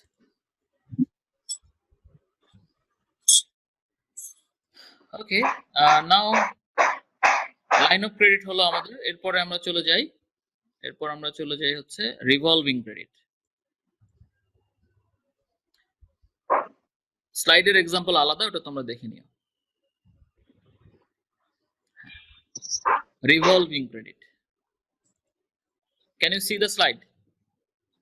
yes sir, G sir. Okay. Revolving credit agreement, I have already mentioned, it is a formal type of line of credit. Okay, this is guaranteed line of credit. Okay, in this case, the commercial bank assures the borrower that the specified amount of the fund will be made available regardless of the scarcity of money. Line of ক্রেডিটে যেমন টাকা পয়সা নাই, bank নাও দিতে চাইতে পারে, যদি না দেয় তোমার কম্পেনসেটিং ব্যালেন্স রাখা লাগলো না। কিন্তু রিভলভিং ক্রেডিটের ক্ষেত্রে, আগেরটা ছিল লাইন অফ ক্রেডিট, কিন্তু রিভলভিং ক্রেডিটের ক্ষেত্রে ব্যাংক গ্যারান্টি দিচ্ছে যে তোমার জন্য একদম টাকা অ্যাভেলেবল রাখা হবেই হবে। হ্যাঁ, টাকা যদি কমও থাকে, তারপরও অন্য জায়গায় যদি স্ক্যারসিটিও থাকে তারপরও রাখা হবে। সো এই যে দেখো একটা গ্যারান্টিড অ্যারেঞ্জমেন্ট করলো, এই জন্য আবার তোমাকে একটা এক্সট্রা ফি দিতে হবে, যেটাকে বলা হচ্ছে কমিটমেন্ট ফি। ঠিক আছে, কমিটমেন্ট ফি দিতে হবে। কমিটমেন্ট ফিটা কার উপরে দিতে হবে? ধরো তুমি তুমি রিভলভিং ক্রেডিট এগ্রিমেন্ট করছো হচ্ছে $10,000 জন্য, হ্যাঁ, যে 1 বছর সময়ের জন্য $10,000 পর্যন্ত লোন লাগলে তুমি ব্যাংক তোমাকে দিতে বাধ্য থাকবে, এবং ব্যাংক সেটার জন্য ফান্ড দরকার হলে আলাদা করে রাখবে। হ্যাঁ, এটা যেভাবে হোক তারা দিবে। তো এখন তুমি যদি $10,000 লোন নাও সারা বছর ধরে, দেন ইট ইজ ফাইন, তাহলে তোমাকে কোনো কমিটমেন্ট ফি দিতে হলো না, কারণ ব্যাংক তো $10,000 উপরে ইন্টারেস্ট পাচ্ছে। কিন্তু যদি এমন হয় যে তুমি $10,000 জন্য অ্যারেঞ্জমেন্ট করেছো কিন্তু নিয়েছো মাত্র $8,000, ঠিক আছে, $8,000, কিন্তু ব্যাংক কিন্তু তোমার জন্য $10,000 অ্যাভেলেবল রেখেছে, তাহলে ব্যাংক ইন্টারেস্ট পাচ্ছে $8,000 উপরে, আর $2,000 তোমার তারা কোনো ইন্টারেস্ট পাচ্ছে না। তারপরেও এই জন্য তোমাকে যেটা করতে হবে, ওই $2,000 উপরে তোমাকে কমিটমেন্ট ফি দিতে হবে। $2,000 উপরে কি দিতে হবে? কমিটমেন্ট ফি দিতে হবে। ঠিক আছে, এটা হলো এক্সট্রা কস্ট রিভলভিং ক্রেডিট এগ্রিমেন্টের ক্ষেত্রে। ঠিক আছে, তাহলে আমরা আমাদের আগের এক্সাম্পলেই একটু দেখি যে আর কস্ট কিভাবে চেঞ্জ হয়। ঠিক আছে,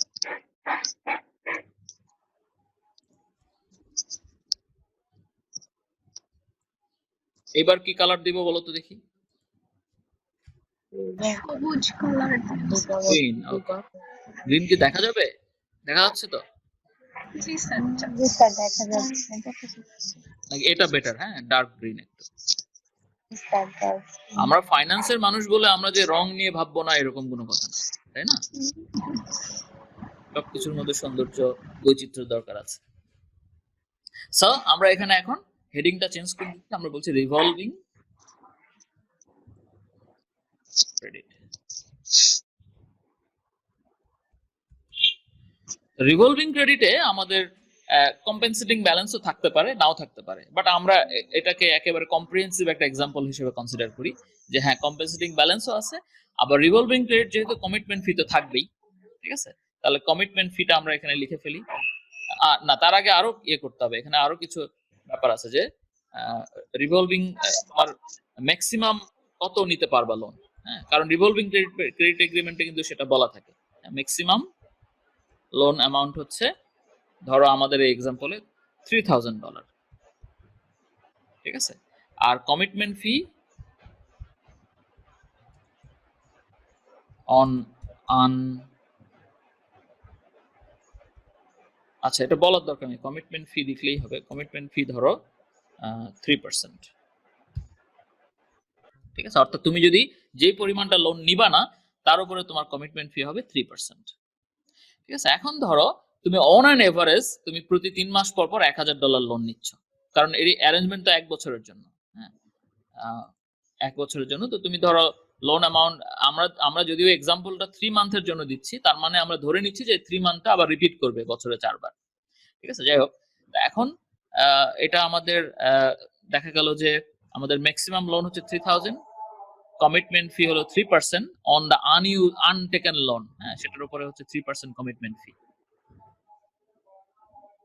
তোমরা কি আমার কথা শুনতে পাচ্ছ তো, বাইরে সাউন্ড হওয়া সত্ত্বেও? জি স্যার। আচ্ছা, ঠিক আছে। ফেরিওয়ালা এসেছে, প্লাস্টিকের বোতল বিক্রি করছে অথবা কিনছে। এনিওয়ে, সো আমরা এখানে তাহলে কম্পেনসেটিং ব্যালেন্স হিসাব করেছি, লোন পিরিয়ড ঠিক আছে, ইন্টারেস্ট অ্যামাউন্ট ঠিক আছে, আদার কস্ট, এবং তার সাথে আমরা কমিটমেন্ট ফিটা যোগ করে দেব। ঠিক আছে, তাহলে এখানে কমিটমেন্ট ফি ছাড়া তো আর কিছু নাই, বাকিগুলো আগেই করা হয়েছে। কমিটমেন্ট ফি হবে 3% টাইমস আনইউজড লোন কত, আমাদের ম্যাক্সিমাম লোন অ্যামাউন্ট কত? $3,000, তাই না? ডলারটা আগে দিয়ে নিই।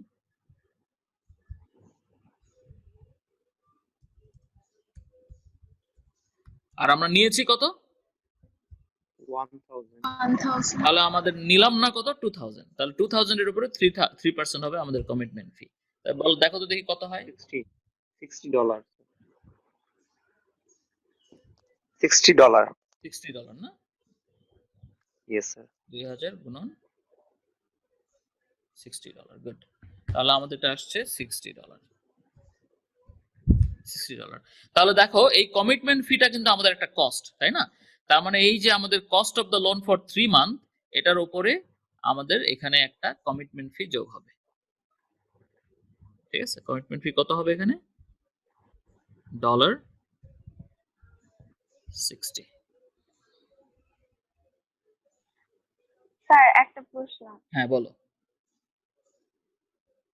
স্যার আমরা যে ম্যাক্সিমাম 3000, স্যার এটা কি আমরা চাইলে 3000 টাকা নিতে পারতাম, কিন্তু একটু জোরে বলো, বুঝতে পারছি না।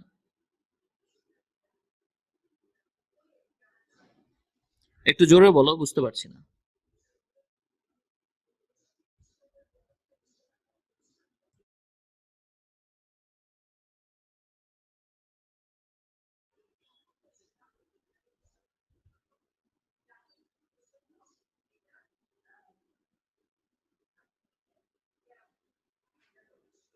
স্যার এটা কি মানে আমরা নিতে পারতাম কিন্তু নিচ্ছি না?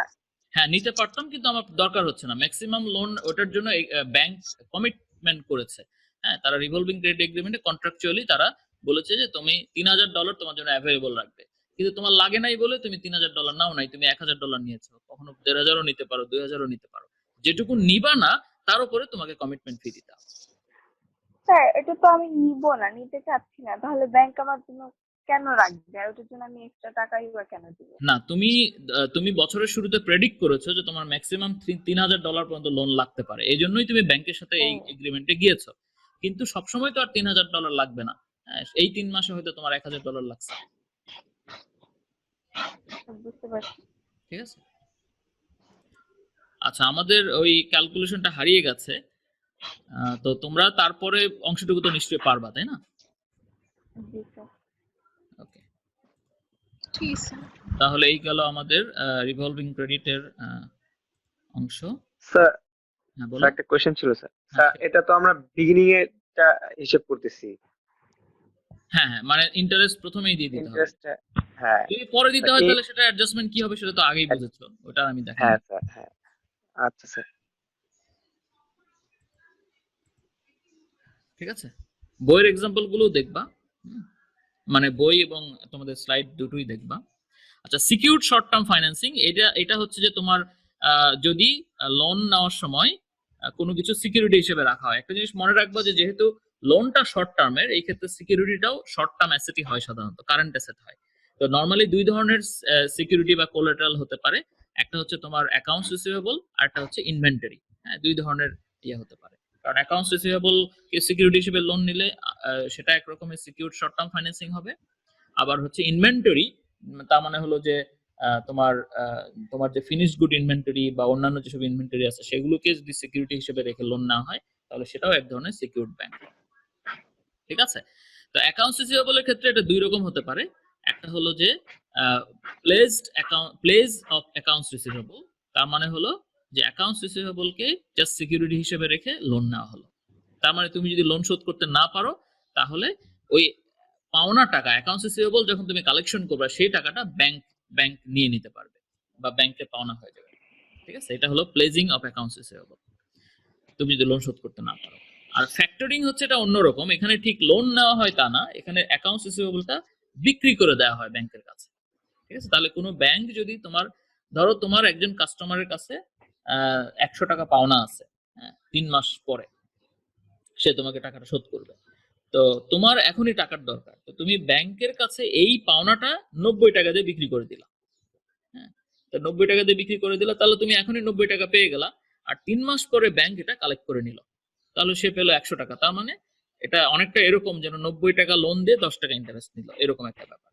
ঠিক আছে, তো এটাকে বলা হচ্ছে ফ্যাক্টরিং অ্যাকাউন্টস রিসিভেবল। প্লেজিং এবং ফ্যাক্টরিং, এই দুই ক্ষেত্রে আমাদের আরো দুই একটা জিনিস দেখতে হবে, সেটা হচ্ছে অ্যাকাউন্টস রিসিভেবল প্লেজিংটা হতে পারে নন নোটিফিকেশন বেসিস। তার মানে হলো যার কাছ থেকে পাওনা তাকে নোটিফাই করা হচ্ছে কিনা এর বেসিসে আমরা এটাকে বলি weather non notification or notification. ঠিক আছে, নরমালি ফ্যাক্টরিং এর ক্ষেত্রে সবসময় নোটিফিকেশন হয়, অর্থাৎ যার কাছ থেকে তুমি টাকা পাবা কাস্টমার, তাকে জানাই দেওয়া হয় যে তোমার পাওনা টাকা কিন্তু আমি, তোমার কাছ থেকে যে পাওনা এটা কিন্তু আমি ওই অমুক ব্যাংকের কাছে বিক্রি করে দিয়েছি, সুতরাং তুমি টাকা যখন শোধ করবে তখন ওই ব্যাংকে দিয়ে দিও। এটাকে বলা হয় নোটিফিকেশন বেসিস। আর প্লেজিং নন নোটিফিকেশনও হতে পারে, নোটিফিকেশনও হতে পারে। আচ্ছা, এরপরে আসছি আমরা ফ্যাক্টরিং। আবার দুই রকম হতে পারে, একটা হচ্ছে রিকোর্স আর একটা হচ্ছে নন রিকোর্স। ঠিক আছে, নন রিকোর্স মানে হচ্ছে যে যদি দেখা যায় যে ব্যাংক তোমার অ্যাকাউন্টস রিসিভেবল কিনে নিয়েছে 90 টাকা দিয়ে, যেটা আমি একটু আগে বললাম, 90 টাকা দিয়ে কিনে নিয়েছে, কিন্তু পরবর্তীতে যেটা হলো যে পাওনাদারের কাছ থেকে আর সে টাকা কালেক্ট করতে পারলো না 100 টাকা 3 মাস পরে। ঠিক আছে, তখন আর সে তোমার কাছে আসতে পারবে না, তখন আর যে অ্যাকাউন্টস রিসিভেবল বিক্রি করছে তার কাছে এসে আবার দাবি করতে পারবে। এটাকে বলা হয় নন রিকোর্স বেসিস। তার মানে বিক্রি হয়েছে মানে রিস্ক সহ বিক্রি হয়ে গেছে, এটা ব্যাংকের দায়িত্ব, সে আদায় করতে পারলে পারবে, না পারলে না পারবে। ঠিক আছে। আচ্ছা, এরপরে আসি আমরা ইনভেন্টরি সিকিউরড লোন। ইনভেন্টরিকে আমরা সিকিউরিটি রেখে লোন নিতে পারি। ইনভেন্টরি সিকিউরিটি হিসেবে ভালো না মন্দ এটা ডিপেন্ড করবে তার দুইটা ক্যারেক্টারিস্টিকের উপর, একটা হচ্ছে তার মার্কেটেবিলিটি আর একটা হচ্ছে পেরিশেবিলিটি। শুনতে পাচ্ছ তোমরা? জি স্যার। যদি ইনভেন্টরি গুলো বিক্রি করার মতো না হয় তাহলে নিশ্চয়ই সেটাকে সিকিউরিটি হিসেবে মেনে নিবে না। হ্যাঁ, আবার কিছু কিছু ইনভেন্টরি আছে, যেমন ধরো কি বলে আইসক্রিম, হ্যাঁ, অথবা তরমুজ। তোমরা নিশ্চয়ই এখন তরমুজ খাচ্ছ অনেকে, হ্যাঁ, ইট ইজ পেরিশেবল, তাই না, 3 দিনও থাকে না বা 1 সপ্তাহ থাকে না। তো এগুলোকে নিশ্চয়ই সিকিউরিটি হিসেবে ভালো না। হ্যাঁ, এগুলো নিশ্চয়ই সিকিউরিটি হিসেবে ভালো না। এবং ব্যাংকে যদি তুমি বলো যে হ্যাঁ আমি তরমুজের ব্যবসা করি, আমার আরো তো এখন কত কিভাবে মাপে আল্লাহ জানে, ধরো 200 মন তরমুজ আছে, এটাকে সিকিউরিটি রেখে আমাকে 3 মাসের জন্য লোন দেন, ব্যাংক কি রাজি হবে? না, কারণ এটা পেরিশেবল। ঠিক আছে, সো এগুলো ক্যারেক্টারিস্টিকের উপর ডিপেন্ড করে whether it will be acceptable as security or not. আমাদের ইনভেন্টরি ব্যাকড যে শর্ট টার্ম লোন, এটার কয়েক রকমের হতে পারে। একটা হচ্ছে ফ্লোটিং ইনভেন্টরি লোন। এটা কঠিন কিছু না, এটা মানে বলা হচ্ছে যে এখানে কোনো নির্দিষ্ট করে বলা হয় না যে ওই ওয়্যার হাউসের ইনভেন্টরি অথবা অত নাম্বারের ইনভেন্টরি সিকিউরিটি হিসেবে রাখা হলো, তা না। ইন জেনারেল একটা কোম্পানির সমস্ত ইনভেন্টরিকে সিকিউরিটি হিসেবে ধরা হয়। তার মানে যদি তোমার কোম্পানি যদি ব্যাংকে টাকা শোধ করতে না পারে, তাহলে যে ইনভেন্টরি হোক সেখান থেকে ব্যাংক ওই এটা আদায় করতে পারবে। আরেকটা হচ্ছে ট্রাস্ট রিসিপ্ট ইনভেন্টরি। এই ক্ষেত্রে যেটা করা হয় সেটা হচ্ছে সেখানে হলো যে তোমার কোম্পানির ইনভেন্টরি বিক্রি করার পরে যখন টাকা পাবা তুমি, ইনভেন্টরি মানে ধরো তোমার ফিনিশ গুড ইনভেন্টরি আছে, সেটা তুমি বিক্রি করতে করতে 2 মাস লেগে গেল, 2 মাস বিক্রি করলাম, 2 মাস পরে বিক্রি করার পরে তুমি 2 মাস পরে বিক্রি করে ধরো 2000 টাকা পেয়েছো। তো এই 2000 টাকা আর 2 মাসের ইন্টারেস্ট ধরো 25 টাকা, এই 2025 টাকা তোমাকে ব্যাংকে শোধ করতে হবে। So the repayment will depend on the sale of the inventory. ঠিক আছে, তো এটাকে বলা হয় ট্রাস্ট রিসিপ্ট ইনভেন্টরি লোন। এই লোনের অ্যারেঞ্জমেন্টটা এরকম। আচ্ছা, আরেকটা ইনভেন্টরি ব্যাক লোন আছে, সেটাকে বলে ওয়্যার হাউস রিসিপ্ট লোন। হ্যাঁ, তো এই ক্ষেত্রে যেটা করা হয় সেটা হচ্ছে যে তোমার ইনভেন্টরি তো তুমি নিশ্চয়ই কোনো ওয়্যার হাউসে রাখো। ঠিক আছে, কোনো একটা স্টোরেজ স্পেস যেটা ওয়্যার হাউস বলি আমরা, সেটাতে তোমরা রাখো। তো এই ক্ষেত্রে ব্যাংক আরেকটু স্ট্রিক্ট অবস্থানে থাকে। হ্যাঁ, তারা লোন দেয় এবং লোন দেওয়ার শর্ত হিসেবে তারা তোমার ওয়্যার হাউসের কন্ট্রোল নিজের কাছে নিয়ে নেয়। কন্ট্রোল নিয়ে নেয়, তার মানে তুমি যখনই ওয়্যার হাউস থেকে ইনভেন্টরি বের করতে যাবা, এটা তখন তোমার ওয়্যার হাউস না, এটা ব্যাংকের ওয়্যার হাউস। হ্যাঁ, ব্যাংকের পারমিশন নিয়ে তবে বের করতে হবে। তুমি যদি লোন শোধ করতে গরিমসি করো, তখন তারা তোমাকে ইনভেন্টরি দিবে না, তারা ওটা সেল করে টাকা শোধ করে নেবে। তো এই ওয়্যার হাউস রিসিপ্ট লোন আবার দুই রকম হতে পারে, একটা হতে পারে টার্মিনাল ওয়্যার হাউস, আর একটা হতে পারে field warehouse. Terminal warehouse মানে হচ্ছে যে তোমার কোনো একটা ওয়্যার হাউসে তোমার বিভিন্ন কাস্টমারের ইনভেন্টরি ব্যাংক জমা রাখে। মানে সে তোমাকে লোন দিচ্ছে এই শর্তে যে তোমার জিনিসপত্রগুলো সেই টার্মিনাল ওয়্যার হাউসে জমা রাখতে হবে। ঠিক আছে, মানে তুমি হয়তো তোমার জায়গায় রাখতে, সেটা রাখলে চলবে না, ব্যাংকের কন্ট্রোলের মধ্যে বা ব্যাংক আরেকটা পার্টির মাধ্যমে ওয়্যার হাউস কোম্পানির মাধ্যমে কোনো একটা ওয়্যার হাউস কন্ট্রোল করে, সেখানে তুমি যদি ইনভেন্টরি রাখো তাহলে তুমি সেটার এগেইনস্টে লোন পাবা। এটা হচ্ছে terminal wire house loan.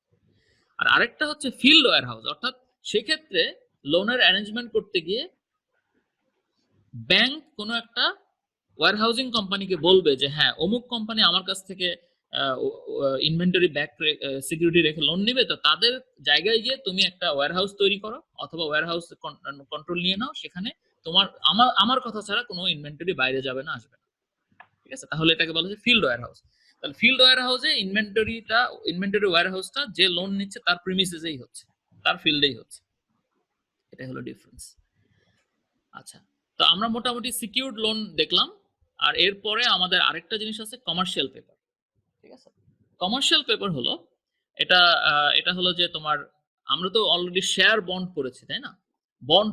Bond বা শেয়ারের ক্ষেত্রে যেটা হয় যে একটা কর্পোরেশন লং টার্মের জন্য শেয়ার ইস্যু করে, লং টার্মের জন্য বন্ড ইস্যু করে। কিন্তু কমার্শিয়াল পেপারটা অন্যরকম। হ্যাঁ, এটা হয় কি, একটা রিপুটেড কোম্পানি, যে কোম্পানিকে সবাই বিশ্বাস করে, যাদের ডিফল্ট করার সম্ভাবনা খুবই কম, তারা শর্ট টার্মের জন্য, হ্যাঁ 3 মাসের জন্য 6 মাসের জন্য এক ধরনের পেপার ইস্যু করে, প্রমিসরি নোট ইস্যু করে, যে I promise to pay you let's say $1000, হ্যাঁ, আফটার 3 মান্থস। তো এটা যখন ইস্যু করে তখন এটাকে বলে কমার্শিয়াল পেপার। তো এটা তো ফ্রি ইস্যু করবে না, কারণ এই পেপারটা তুমি গিয়ে 3 মাস পরে জমা দিলেই তোমাকে $1000 দিবে, তাহলে এটা নিশ্চয়ই এখন তোমাকে ফ্রি দিবে না। এটা বিক্রি করার সময় তারা যেটা করে সেটা হলো যে একটা ডিসকাউন্টে বিক্রি করে, ধরো 990 টাকায় বিক্রি করলো, তাহলে 990 টাকা একটা কোম্পানি কমার্শিয়াল পেপার ইস্যু করে পেলো, আর 3 মাস পরে এটা এগেইনস্টে সে 1000 টাকা ফেরত দিল। তার মানে ব্যাপারটা অনেকটা এরকম যে সে 10 টাকা ইন্টারেস্ট দিল 990 টাকা লোনের উপরে, ঠিক আছে? এটাকে বলা হয় কমার্শিয়াল পেপার, ঠিক আছে? তো তোমরা মোটামুটি এই হলো আমাদের short term financing and current liabilities management chapter, ঠিক আছে? বুঝতে পেরেছো সবাই? জি sir. Yes. Okay, very good. তাহলে আমরা আর তোমাদের হচ্ছে যে কি বলে ওটার জন্য একটা ওয়ার্কশপ দিয়েছি, ওইটা তোমরা তো বুঝতে পেরেছো যে ইট ইজ লাইক না, এটা আসলে কুইজ। তোমাদের কুইজের নাম্বার এখান থেকে আসবে, সো এটা সবাই সিনসিয়ারলি তাড়াতাড়ি কমপ্লিট করো, তোমাদের ডেডলাইনের মধ্যে করো। 2-1 জন যাদের একেবারে সমস্যা, জীবন মরণ, যে ল্যাপটপ নাই, কুরিয়ারে আসছে, সেটা তারা হয়তো আমার কাছে স্পেশাল পারমিশন নিতে পারো। আদারওয়াইজ তোমরা ডেডলাইনের মধ্যে এটা সাবমিট করে ফেলো, তার কারণ এরপরে আবার ইভালুয়েশন স্টেজটা শুরু হবে। স্যার আমরা কি এটা আমাদের মতো করে লিখবো? হ্যাঁ, তোমরা ওখানে ইনস্ট্রাকশন দেওয়া আছে, লেকচার দেখবা, তারপরে বই পড়বা, কোথায় পড়বা, এগুলো পড়ে টরে তারপর তুমি লিখবা। এরপরে এটা গেল 1 নাম্বার। আর 2 নাম্বার হচ্ছে আজকের লেকচারের উপর বেস করে আমি তোমাদেরকে একটা অ্যাসাইনমেন্ট দিব, হ্যাঁ? আমাদের ওখানে ইনস্ট্রাকশন দেয়া থাকবে। এটা এমনও হতে পারে তুমি টেক্সট বক্সের মধ্যে করে দিতে পারো, অথবা তুমি ওয়ার্ডে করে সেটা অ্যাটাচ করে দিতে পারো, অথবা কাগজে লিখে, হ্যাঁ? আচ্ছা, আমি তোমাদের জন্য একটা কাজ করি, তোমরা তো সবার কাছে মোবাইল আছে, তোমরা তো কাগজে লিখে সেটা ছবি তুলতে পারবা না? জি স্যার। সেই ছবি তুলে সেই ফাইলটা ওখানে অ্যাটাচ করে দিবা। স্যার এটা কোন অ্যাসাইনমেন্টের ক্ষেত্রে? এই যে আমি আজকে যে অ্যাসাইনমেন্টটা দিব নতুন, আচ্ছা আচ্ছা, তোমাদের এটা সময় কম। এলএমএস এ দিয়ে দিবেন? হ্যাঁ, ইএলএমএস এ দিও, তোমাদের সময় কম, অনেক কিছু পেন্ডিং, হ্যাঁ, quiz pending, sir, assignment pending. Sir আপনি হচ্ছে কি গতকালকে যে অ্যাসাইনমেন্টটা দিয়েছিলেন, ওটা অ্যাসাইনমেন্ট না, ওটা ওয়ার্কশপ। আচ্ছা স্যার, স্পন্টেনিয়াস ফাইন্যান্সিং আর স্পন্টেনিয়াস লায়াবিলিটিস দুইটা কি একই জিনিস না? এটা তুমি কি লেকচারটা দেখেছো? জি স্যার, আমি কালকে ছিলাম ক্লাসে। জি স্যার। আরেকটু দেখো, আমার মনে হয় তুমি বুঝতে পারবা। আমি তোমার অ্যানসারটা ইচ্ছা করেই দেইনি, কারণ তুমি আরেকটু পড়লেই বুঝতে পারবা, তারপরেও না পারলে আমাকে জিজ্ঞেস করো, ঠিক আছে? আচ্ছা ঠিক আছে স্যার। আর স্যার কালকের অ্যাসাইনমেন্টের তো লাস্ট ডেট হচ্ছিল গিয়ে টিউসডে 11:59 এর মধ্যে। ওটা আমার মনে নাই, ওখানে যেটা আছে সেটাই। ঠিক আছে স্যার। কিন্তু তোমরা as soon as possible জমা দিয়ে দাও, ঠিক আছে? কারণ এটা আরেকটা অ্যাসাইনমেন্ট আজকে আসবে, সো এইভাবে আসবে, কারণ তোমার অনেকগুলো জিনিস পেন্ডিং আছে, তো আমাদের সময় কম, তো এই জন্য এটা করে ফেললে তুমি ফ্রি হয়ে গেলা, তখন তুমি আরেকটার জন্য রেডি থাকবে, ঠিক আছে? আর কারো যদি ডেডলাইন বাড়ানোর দরকার হয়, তুমি don't hesitate to call me, call করো আমাকে। কিন্তু সেটা হচ্ছে যে লাস্ট রিসোর্ট, একেবারে বিপদে পড়লে, এমনি মন ভালো লাগছে না একদিন বাড়াই দেন, এটা হবে না কিন্তু, ঠিক আছে? ওকে, তাহলে সবাই তোমরা ভালো থাকো, এবং I hope that all of you will remain safe. Thank you very much. G sir. আসসালামু আলাইকুম। আসসালামু আলাইকুম স্যার। আসসালামু আলাইকুম স্যার।